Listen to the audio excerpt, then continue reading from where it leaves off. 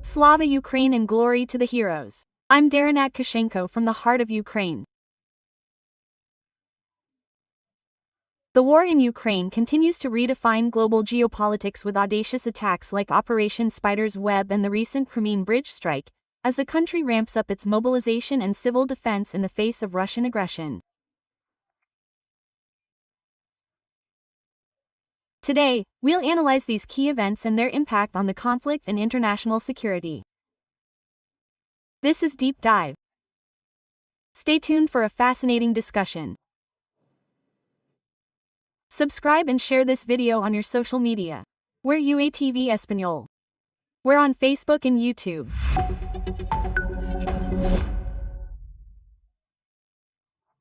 I want to welcome our guests, a Ukrainian officer and expert in international recruitment, who at the start of the war opened the doors to Spanish-speaking volunteers to join the defense of Ukraine.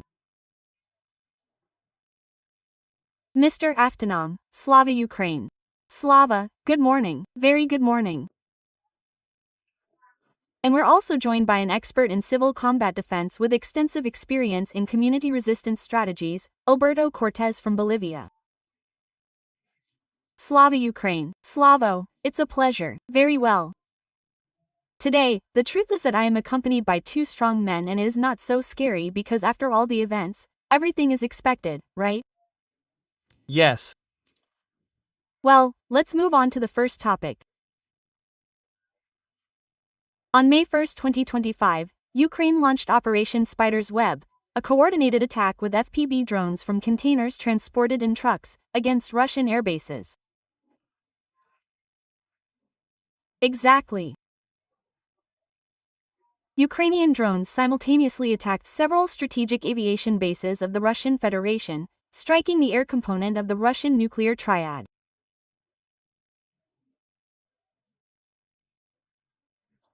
The T-95, Tu-2M3 and Tu-160 aircraft, capable of carrying nuclear weapons that Russia will not be able to recover either quickly or perhaps at all, were under attack. The operation, described as one of the most ambitious of Russia's military conflict against Ukraine, sought to weaken Russian strategic aviation. We will analyze its military and geopolitical impact. How can the effectiveness of Operation Spider's Web be assessed? To be honest, there are two parts to this evolution. There is a military aspect that we have destroyed quite a few Russian aircraft, and there is also another aspect that makes sense, that Russia is not invincible in general.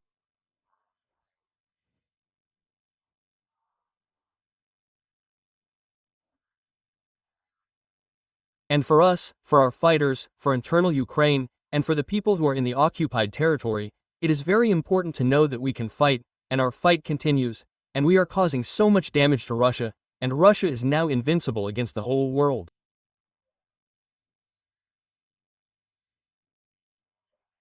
Exactly. That's it. Well, in addition to highlighting Russia's weakness completely, I would say.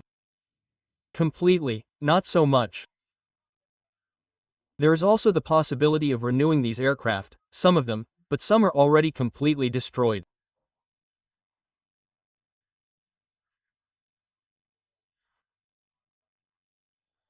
And I am proud that my battalion is also part of that operation, because we also operate drones, not as much as the SBU, but we are also involved in that area and we want to promote and develop it as much as we can to do more damage to our enemy.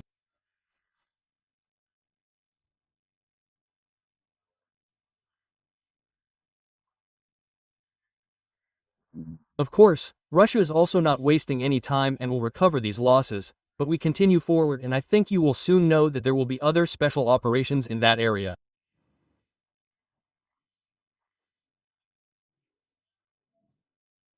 Yes, in fact, friends, stay tuned for later because we're going to talk about the Hort unit and about recruitment to join this unit.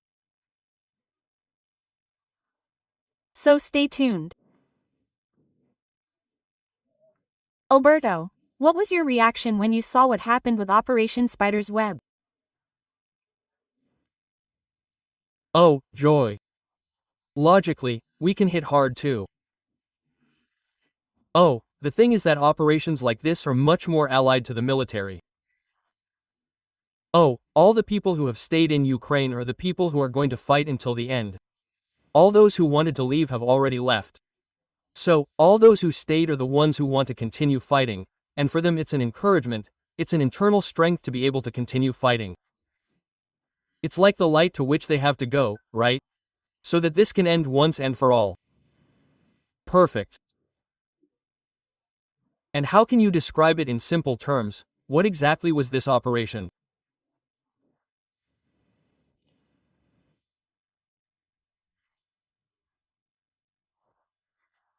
Well planned, planned ahead of time, and well, I will say that our president has made some very important decisions to change the head of the SBU, Vasyl Malik.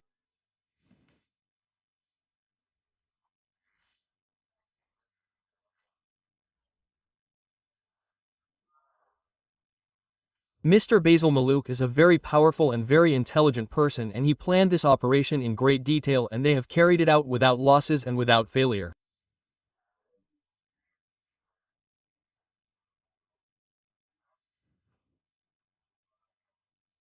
Hopefully the SBU will repeat it soon, and not only the SBU and other Ukrainian troops.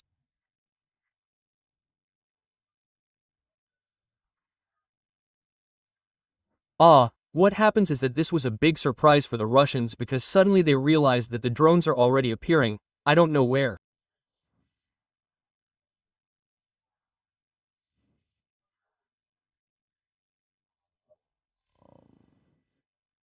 And they are already attacking planes that are very close, and they have not been able to do anything about it, and that means that the protection of the AA in Russia is not really a ghost.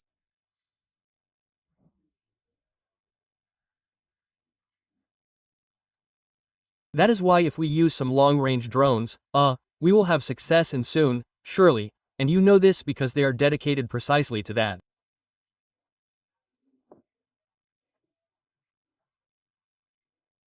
The striking thing about that operation was that vehicles entered carrying what looked like modular homes, and above the modular homes you could see the drones that were embedded there, and they left in five, if I'm not mistaken, 5 different regions of Russia.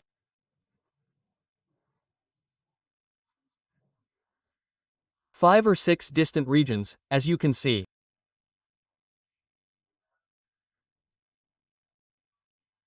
And those truck drivers didn't know that they were carrying drones, and the drones were covered with a lid on top of the truck, and they drove for a long time.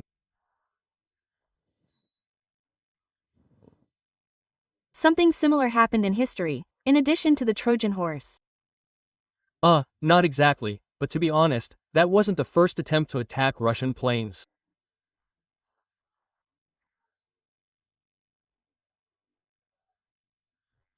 In 2023, a battalion, no, not a battalion, a troop, a unit, of the intelligence service attacked a couple of planes, but without using trucks.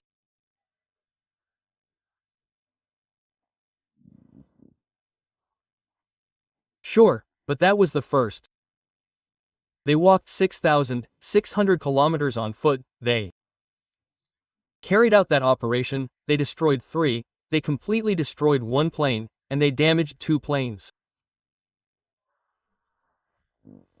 And a Ukrainian officer died during that operation, and he was a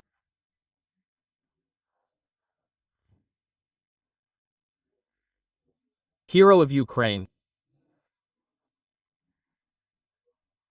That was the first attempt to attack the planes, but this operation, so large and so well planned, was for the first time. With such purity and precision. What exactly? Because here we have, friends, today a military part and a civil preparation part. Alberto, what can be said about civilians? I know that you are more dedicated to preparing them in self-defense, perhaps in combat or civil defense, but what reactions could these people have who are preparing to defend their homes, their families? Look, I will expand a little on what we have just talked about. What these types of operations do most is that they demonstrate to people inside Russia that the war is here, that it is not far away. If before they saw it on TV and their president was telling them to look how powerful, how strong, that we are the best, now they feel it inside. And not just in the Belgorod and Kursk regions, for example, it's not just where we were touching, right? The front line is already inside. So each person is understanding the basics. The basic thing that each person has is their sense of security, and they are losing it. And while you are going to carry out these attacks, psychologically those people are going to be affected, they are going to be more afraid. And that is what helps us, because if they are going to be afraid within the system, little by little it is going to be destroyed. I don't know why we still don't carry out more frequent attacks, because they bomb us every day, and last night is an example. How many drones? 400. More than 400 drones. Where did they go? To schools, to kindergartens, they are not military places, right? So it is a terror that Russia carries out every day. Those of us who have lived here for 4 years are already used to it. The first explosion tonight, what I did was turn around and take cover on the other side. I'm no longer running to the basement like the first day. Just like my wife, just like my friends and everyone who lives in Kos. People turn around, they're no longer running away, they're already running away. But for Russia, this is the first. They're 4 years behind the terror they inflicted on us. The fear they have inside, the fear we had at the beginning, right? The first month, the first week, when everything was exploding, when no one knew what to do. They're feeling that more and more in every city where explosions occur, where you can see that something is burning, they're experiencing what we experienced 4 years ago. That's an advantage we have, an advantage of 4 years of fear that they themselves created for us. That's why SBU made such an impressive effort. What they did is phenomenal, and if they continue like this, peace will come much sooner. It's true. Friends, let's move on to the next topic, or maybe I should even say savor this next topic. On June 3rd, the Security Service of Ukraine attacked the Crimean Bridge for the third time. This time, a key and structurally complex part of the bridge was hit, and the consequences could be quite serious. This was stated by the spokesman for the Ukrainian Navy, Metro Pletenchik. These underwater explosives damaged the supports of the occupiers' bridge, which is vital for Russian logistics. We will discuss the strategic and symbolic implications of this attack.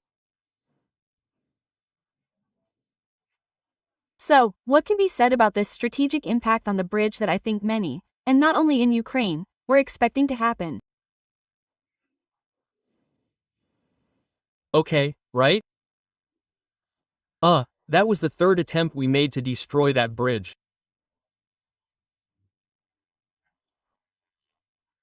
This time they used a ton of explosives, but we are seeing that it is still not enough.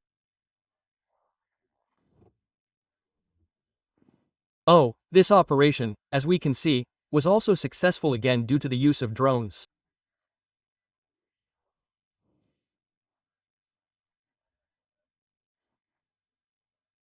He tells us all that modern technologies are setting the new trend in this war, and I think that for our future, a clear answer is that we have to make our army more technological.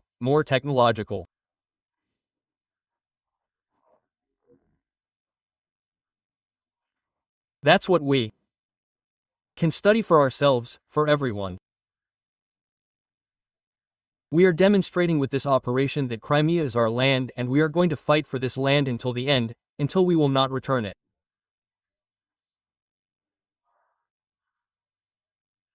And for the people who live in the CIA, this is also a good example that Ukraine will not leave Russia alone, and we are going to fight until we destroy the Devil's Bridge, so to speak.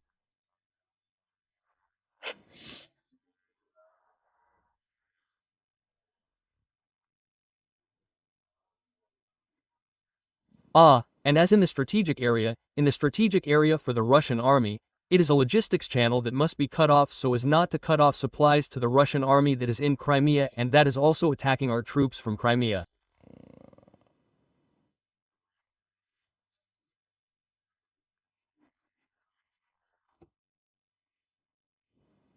So, 3 ideas that we have implemented during this operation. Destroy Russian logistics, show the Ukrainian people who live in Crimea and want to return their homeland, that we are fighting.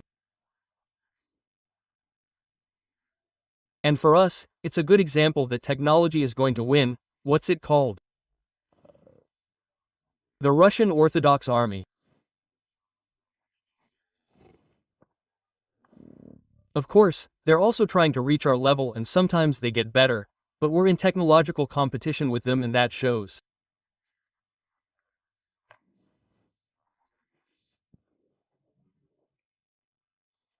And moving on to the, let's say, civilian side, Alberto mentioned a little bit that you're more involved and you see the behavior of people who are trying to find a way out, getting stronger and preparing themselves psychologically, not just psychically, not just physically. What can be said about the people who are in the temporarily occupied territory of Crimea who see that Ukraine continues to attack these, let's say, strategic places? What are their reactions? That resistance that's hidden there, it's a resistance that's hidden inside each of those people because they can't say it out loud. I mean, they can't move, they can't reorganize, they can't do anything because the number of, let's say, the Russian army that's stationed there is too large. These are people who can only be happy inside and hope that Ukraine will somehow take that territory away, that it will return it to them once and for all.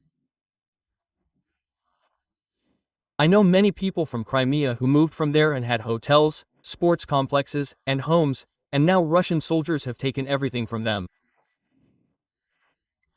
So all they feel is hatred for those people, nothing more. I mean, a person can't feel anything else. If they come to your house and take everything away, throw you out, and if you don't want to, they'll kill you. I mean, that feeling is something that grows inside these people, and the moment they feel that there is some possibility of getting rid of it, they will feel it very strongly and there will be a very strong revolution. For now, what we see are movements by the Ukrainian army that are trying to show that we are going to fight forward, that we are not going to leave them alone, that we do love them, that we are going to return, that this territory is ours and that it really belongs to Ukraine. So, everyone who is aware understands this. Now, you have to physically demonstrate, let's say, that you can return it. And those attacks, it's the third attack, if I'm not mistaken, I remember the first, I remember the second, it's the third. Each time they encourage people to move, to be united, to be strong and not to give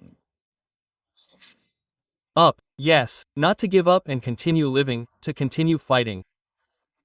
That's very important because when you feel that you can't do anything, little by little you die inside and that's when you've lost. That's when Russia won. They defeated you inside yourself. Yeah, you've lost. It's true. Well, our people and the Crimean Tatar people resisted ambushes. They resisted being banished, killings, deportations, political persecutions in different periods of what is the Kremlin as a center and Russia as an empire, as a federation, as the Soviet Union, whatever, it was always an aggression.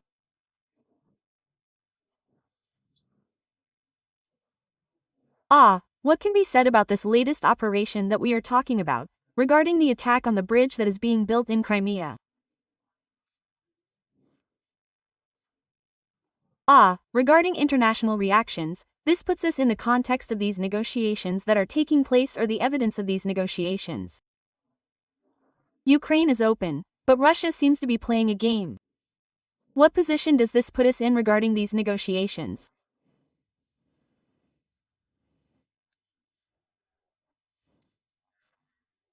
Of course, I think you are more interested in the situation that the United States says for us, for Ukraine in that regard.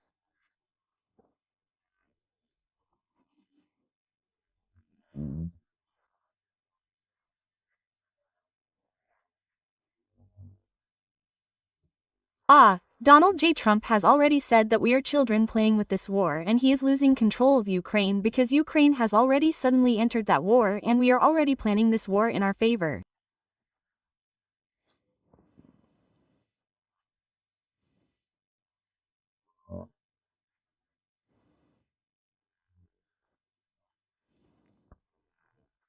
Of course, before this meeting in Turkey, in a stool, Russia was harmful. Yes. And everyone already has their idea of what kind of influence this meeting could have on this operation.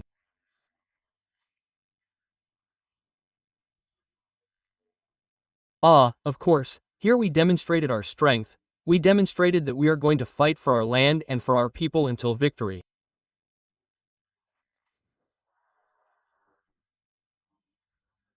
And during that meeting, the Russians already understood that we are not going to give up, right?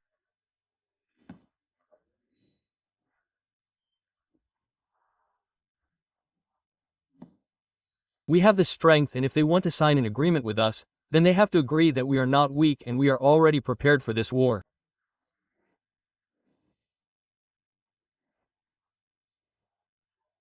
And if we are going to have, what do you call it? The idea, the target, what do you call it? The reason for destroying that bridge.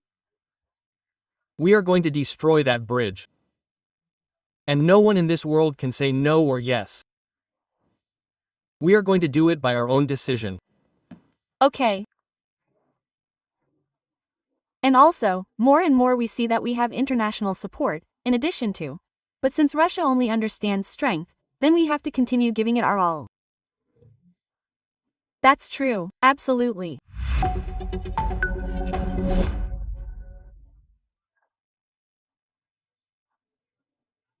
Well, moving on to the last topic and the one you were probably waiting for, Ukraine has intensified its mobilization efforts, including international recruitment and strengthening civil defense to train for this war, this prolonged Russian aggression from foreign volunteers to civilian training.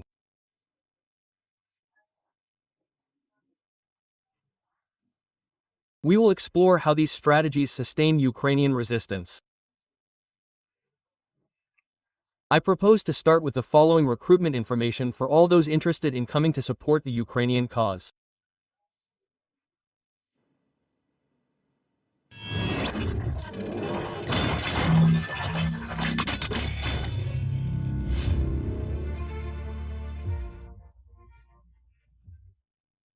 The 420th Separate Battalion of Unmanned Systems is looking for irresponsible and determined people. Are you ready to learn how to work with modern technology and help on the front lines? Then this opportunity is for you. We are recruiting drone operators for reconnaissance and strike missions, flight planning, gathering key intelligence, working directly with drones. That could be your next mission. Write to us right now plus 38,066,122,746 on Signal or WhatsApp or fill out the form on our website 420obs.com. 420th Separate Battalion of Unmanned Systems, HORT. Join those who are changing the rules of the game. As you can see, let's expand a bit so that we can understand what it is all about, and what the situation is with recruiting foreigners.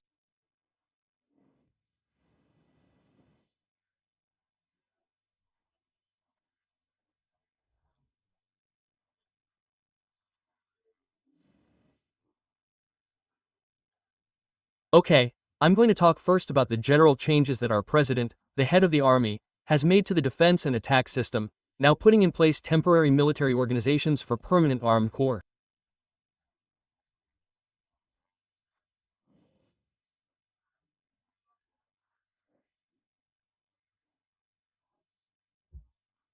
And it's very important that each armed corps will have its own separate drone battalion.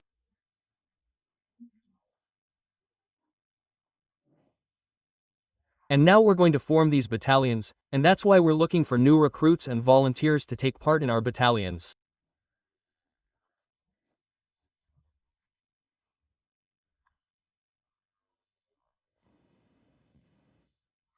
Very important, whether good or bad, but there's an issue called CZ. Soldiers who have already left their duties and want to return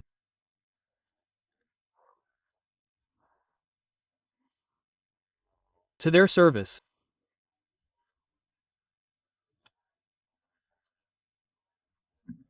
Thanks to our government, they've changed the laws, and these soldiers can return to their troops, to their place of duty without any penalties, without penalties.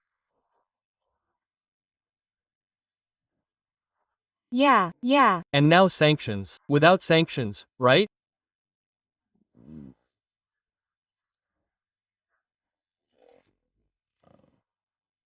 That's why we have resources where we can bring in new people to form these battalions, but also since I have experience in forming international troops at the beginning of total intervention, yes, of large-scale warfare.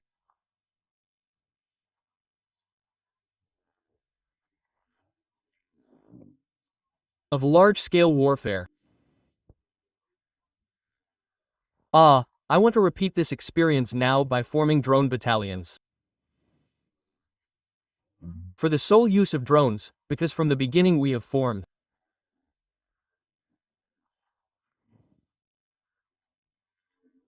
assault units, infantry units, and many Latin Americans who came to Ukraine have already had that experience, hard experience fighting in these infantry units.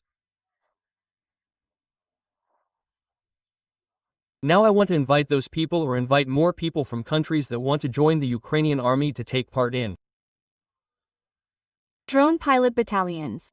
Of drone pilots. Yes. We are going to have schools, special training grounds to teach how to be a drone pilot and take part in these special operations that we were talking about a while ago. And as I can see, there is no problem with Spanish because you speak it perfectly. And it's not just me. In our battalion, there are people who also speak Spanish, Ukrainians, and Latin Americans. They can be translators, and well, you learn that quickly by speaking every day. It's not just sitting with a book and pen, speaking, practicing Spanish every day, as I also learned in my youth. That's not easy. Russia wins the easiest, but that can be done too. Of course. Well, the truth is that friends, it can be said that you can see the entire description below the video so that you can join or ask your questions directly to the unit. But now moving on to the civilian part, training civilians, how is it being done? What experience do you have? Oh, look what's happening now, let's say in 2025, right? Right now, in all the territories of Ukraine, people are learning tactical medicine because everyone has to know how to use a tourniquet, give first aid, assistance. That's something massive.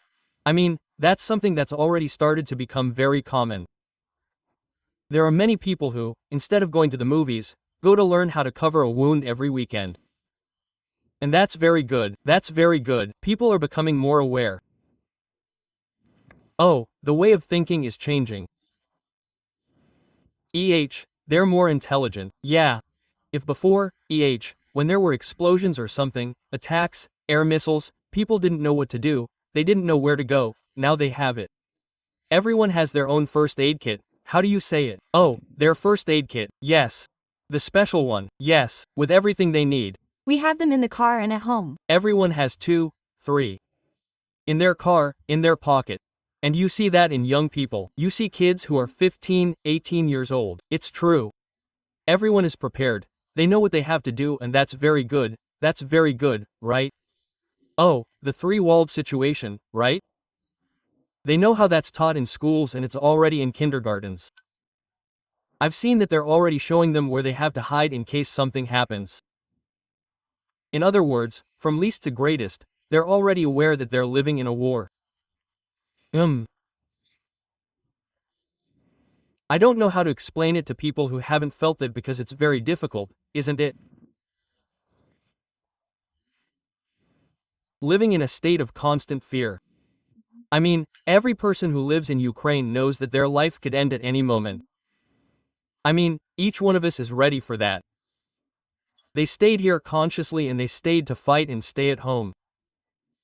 No, we're here and we're not going to back down.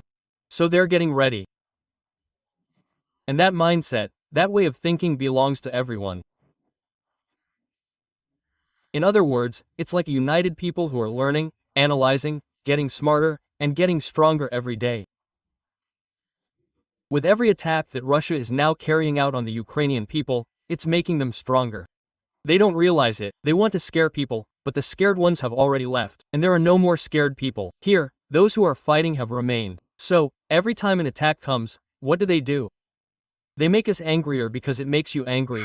You're no longer afraid, you don't run away anymore, you just get angry. And that aggression within the population grows. I had a conversation with a psychologist a few days ago about the aggression that children have, why they get so angry, where it comes from, because it's increasingly global. And that's because they also live with that adrenaline, with other chemical reactions, right? Exactly. Take schools, air raids. What do children have to do? Boom. Run to the basement, hide. That's it. Climb up, run, hide, climb up, hide. Let's say a couple wants to go to the movies and the same thing happens. It's the same. What do? They get angry. The aggression grows, but that aggression doesn't grow for the internal population. It's an external aggression. It is a specific aggression against a person, a country, certain people. So, the people become stronger. What could you say from the beginning of the large-scale war to the present day? If this requirement has evolved, that is, more people are preparing for their self-defense, let's say. Yes. Now it seems to me that it is mainstream. Everyone wants to know how to shoot. Everyone wants to know how to cover wounds, how to heal themselves, how to help someone. Everyone wants to know how to rescue someone. I mean, that is a necessity. Now it is a necessity, right? If before it was I want to or I don't want to, now I have to know it because anything for my son, my wife, my child, my brother, it doesn't matter. I have to know how to do that. It has changed a lot. They have grown, I mean, what I see traveling, observing, with my experience and even myself, right? I have grown a lot in these years. I got involved in everything I could to be able to learn more. I mean, I can say for myself, so I can make the same analysis as people like me, right? Who do the same. And here there has been an improvement. I don't know if it's good or bad, I can't, because it's the first war I've experienced, right? I can't say it's normal or if it's how it should be, but everyone is ready to fight, yes, and move forward. No one is scared. The warriors didn't stay behind, we just have to look for them and gather them into an army. And it's true, people who don't live in Ukraine or who have never lived in a similar situation, when they hear us will surely say, Ukrainians are preparing for war because they want war and everything. Well, there are many similar conclusions, but in the end we have to explain that, well, we have no other way out. They attacked us. I mean, we just have to know how to react and not explode in that.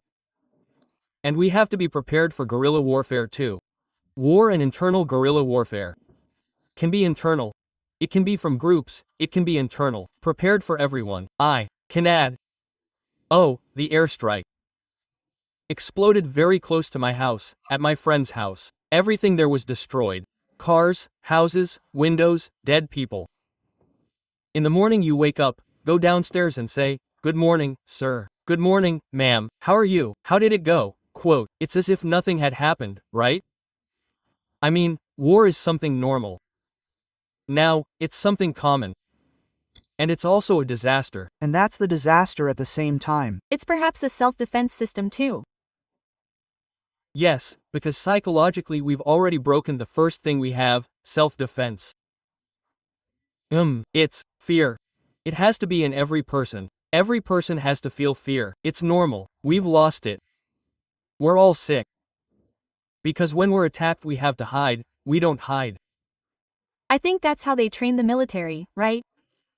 So that fear is nothing to be ashamed of, on the contrary, it's defense. If the soldier isn't afraid, he's afraid, defense system, is going to die, self-defense. But Darina, we all have to understand each other. If not, all Ukrainians will not be together with the army. We will not win. All Ukrainians have to be, what do you call it? Dodging, helping. If you can't serve in the army, You have to help. You don't have to be separated in that fight because if not, well, there is no chance of winning.